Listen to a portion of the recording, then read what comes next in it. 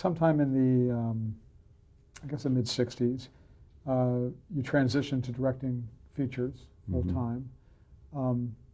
Why did you make that transition, and how did you make that transition to features? Well, in the 60s, as you're talking, it actually was thanks to television. I mentioned the Ann Baxter dancing, a person taking dancing lessons that A.J. Carruthers had written. A.J. was writing his first screenplay for Disney called The Miracle of the White Stallions. And he suggested to Disney that Disney get me to direct it, because I had done a couple of his half hours and he liked my work. And Walt said no, he wanted somebody with more experience. And he spoke to a couple of other directors, and he wasn't happy. And finally said, who's that kid you want me to see? And I went in and talk about being in awe.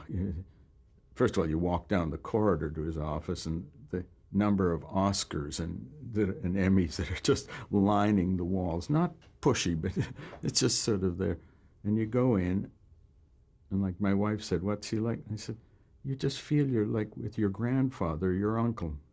Very nice, quiet man, but while we're talking, he's writing 3 million this or 60 million this.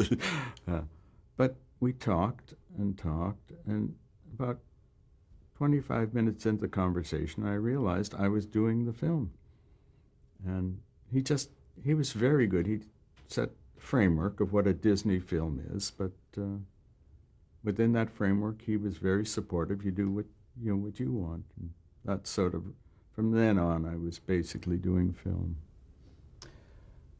What was appealing to you about directing features as opposed to television? It just that you had more time, usually, not the same pressure. But in terms of working with people, it's very much the same. You have a wider scope physically for presentation of the film. The screen is much bigger, and you do more visual, broad visual work than you could do on the small screen. But in terms of character, in terms of story, you're still working basically the same.